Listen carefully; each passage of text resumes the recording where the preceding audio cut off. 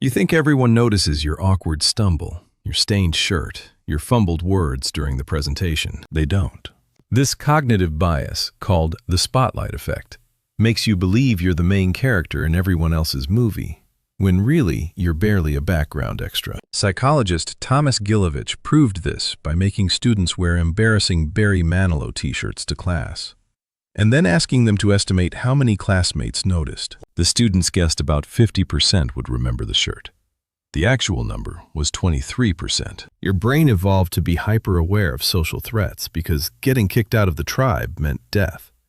So it overestimates how much attention you're receiving. That guy who saw you trip on the sidewalk has already forgotten about it because he's busy worrying about whether people notice the coffee stain on his own pants. Understanding this doesn't make the feeling vanish, but it does help you take more risks, speak up more often, and stop replaying minor embarrassments for weeks. Most of your cringe moments exist only in your head. Number 1.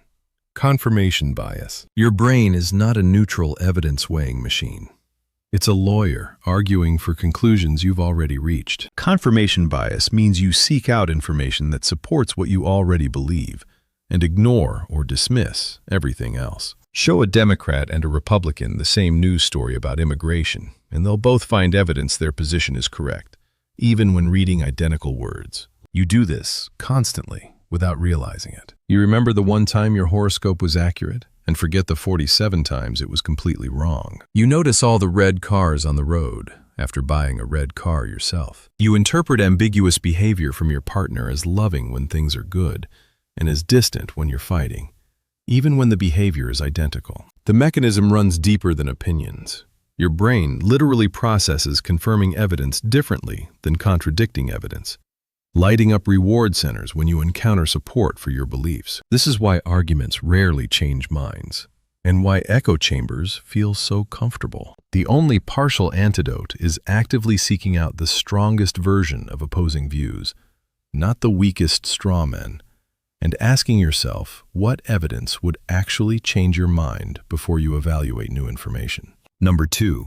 The Dunning-Kruger effect. People who know the least about a subject are the most confident in their opinions about it. This isn't just an insult you throw at people on the internet. It's a documented psychological phenomenon discovered by David Dunning and Justin Kruger after a bank robber covered his face in lemon juice because he believed it would make him invisible to security cameras, reasoning that lemon juice makes invisible ink. The researchers found that incompetent people suffer a dual burden.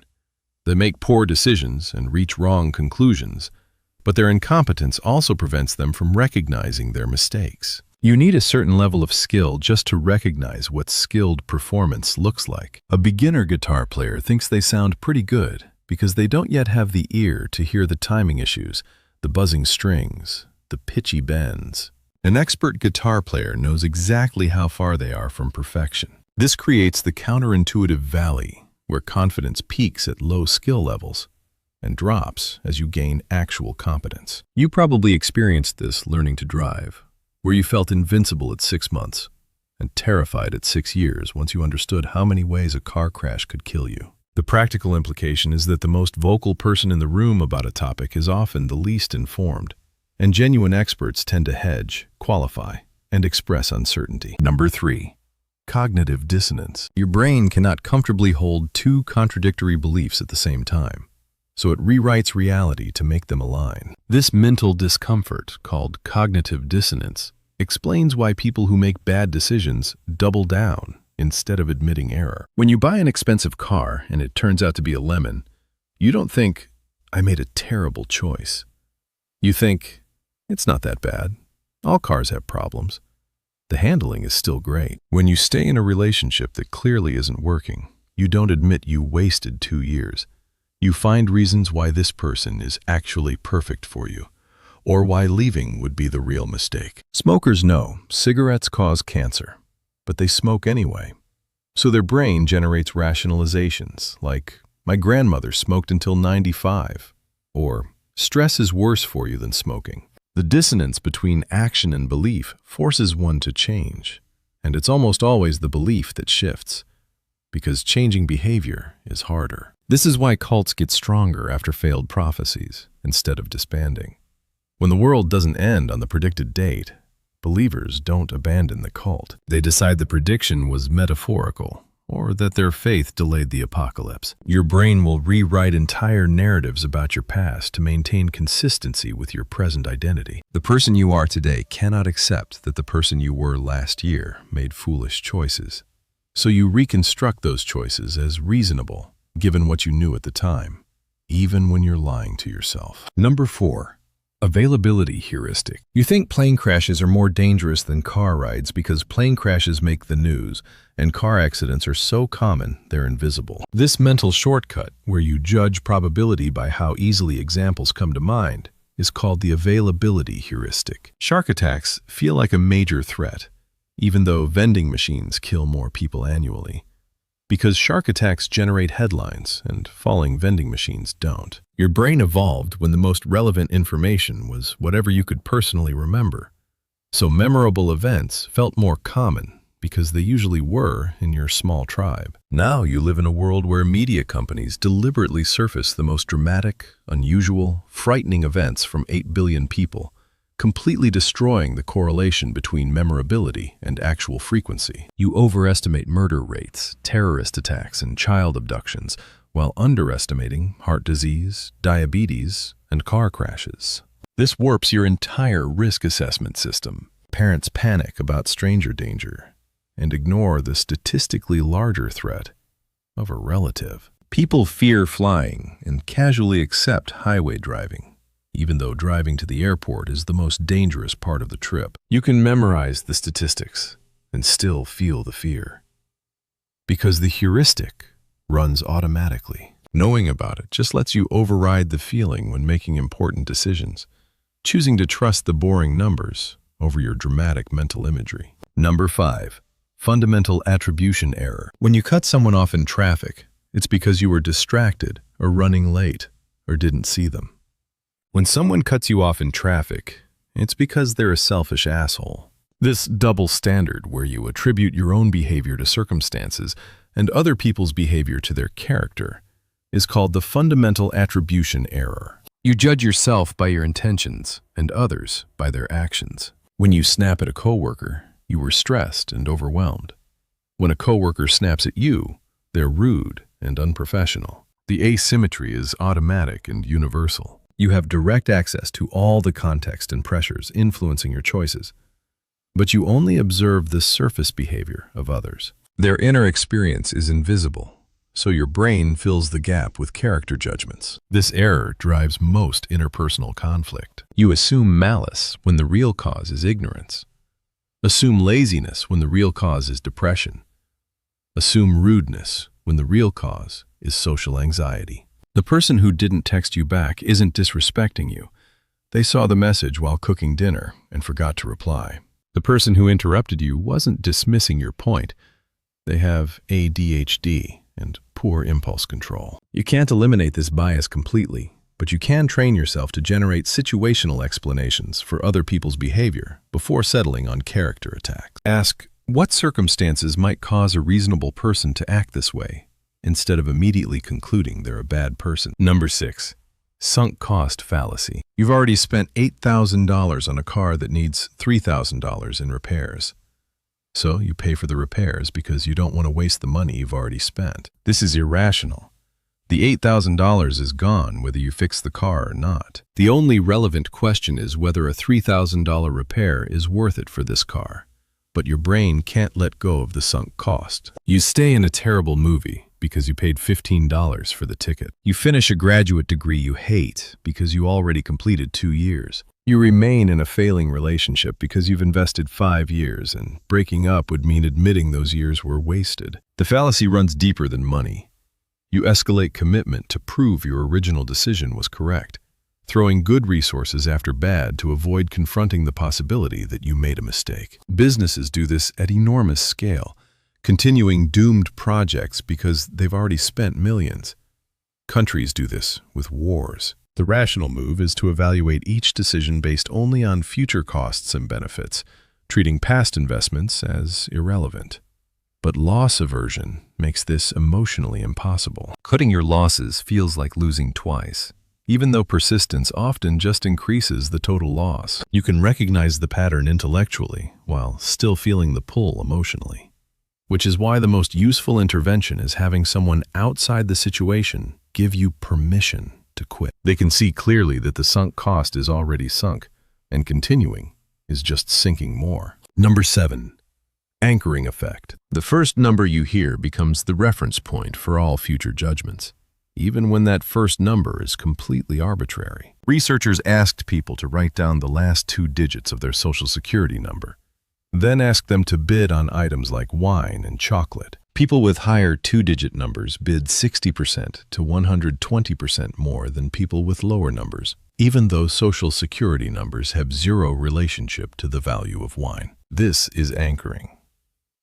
The initial exposure to any number, relevant or not, pulls all subsequent estimates toward it. Retailers exploit this mercilessly.